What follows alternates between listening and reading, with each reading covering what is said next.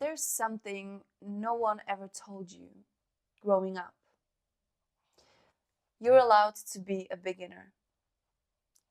You're allowed to be new, messy, confused. You're allowed to start something and at first not be good at it, yet still be worthy of love, respect, and belief. But we've been trained to believe the opposite, that if it's not excellent from the start, it's not worth doing. That if we can't win, we shouldn't even play. But let me tell you something. Beginning is not your weakness, but your most powerful place. Because the moment you begin, you've already broken the illusion that kept you stuck. Hi, my name is Edith, and I help high achieving young professionals who have outgrown the life they were told to want, to find their true identity, to trust themselves again, and to fall in love with the life that's waiting for them, without completely burning down the current one. And I strongly believe that by the end of this video, you'll gather enough courage to do that one thing that you've been scared of, you've been avoiding, but that you knew deep down that if you did that one thing, you would make a also huge step towards the life that's meant for you and that you would fall in love with. So let's get into it. See, we've been conditioned by the system to perform, to monetize, to excel, to polish, to post. But no one has ever really celebrated the scary, shaky part that's always part of the beginnings. No one ever clapped for the person in the room who said, "Well, I'm not really sure how to do this yet." And so we hide our beginnings. We pretend that we've been good since the ancient old ages. Because we think that starting small means that we ourselves are small. But Brianna, we said it best. You're not behind. You're just at the beginning. And beginnings are sacred. They're not proof you're unqualified. They're evidence that you're alive. And you don't have to be good at something in order to belong to it. You belong to your dream because it chose you. It lives in you. And that's enough. And we should actually celebrate our beginnings. Because to begin means to have the courage, to be seen, trying, and maybe fail, but not be really damaged by it. To get up and try again, and eventually you will succeed. Beginners are the freest people in the world, because once you're a beginner, there are no rules yet. No comparisons, no brand voice, no pressure. There is just you and the fire in your chest that says, try anyway. We'll figure it out. And let's be real. You want to be good at something? Be willing to look bad first. You want to be great? Be willing to suck for a while. No one ever can skip the cringe phase. Not Beyonce, not Kendrick, not your favorite YouTuber.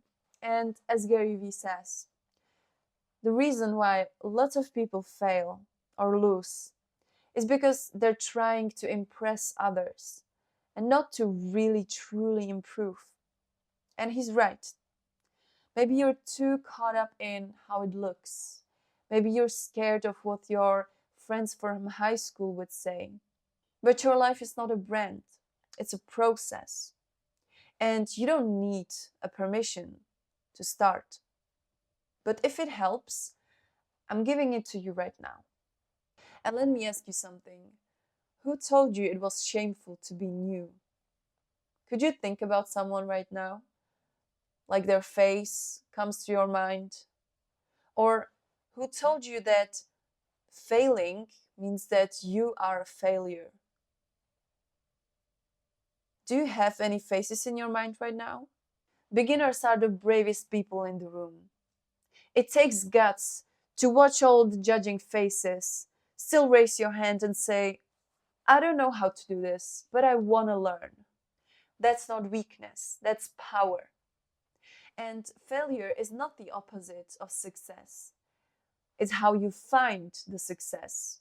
Failure is proof you stepped into something real, something that matters.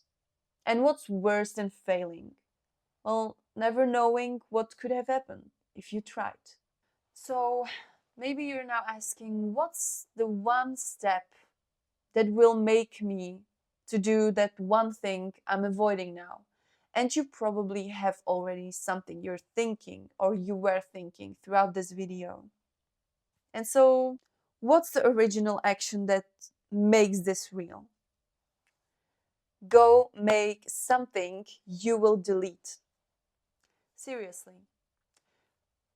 Compose the song, write that poem, film that little video, or maybe take that course, make that recipe, put it on social media, make something, and don't aim for perfection. Make something that feels so messy, so imperfect, that you will most likely resist to post it anywhere. But do it anyways. And in your mind, there will be this: I will delete it later.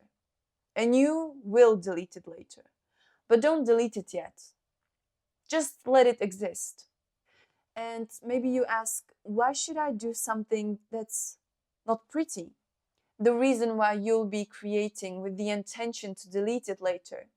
Like this, you remove the pressure to perform, to excel, to prove anything, and you let in the permission. Here, you're not trying to prove anything. You're just trying to remember how it feels to begin again, to not be sure, to be kind of shaky, but still keep on going. That's how you reclaim your power, by beginning in secret, with no one to tell, just you. And that's the real beginning. So if you're waiting for the perfect time to start, it's right now. If you're waiting for the person that believes in you, it's me. Remember that you are allowed to be a beginner. You're allowed to be terrible today, maybe a little bit better tomorrow, maybe terrible again a week later, maybe still terrible 1 month later, maybe a little bit better 1 year later, good in 2 years, 3 to be great, and then to really excel. You don't need to be ready, you just need to be real. So go make something, go start ugly, and call it freedom. I hope that this video helped you in any way. Thank you guys for any kind of support. And we're also just beginning. And now you know that the beginning is everything. Stay awesome. Bye.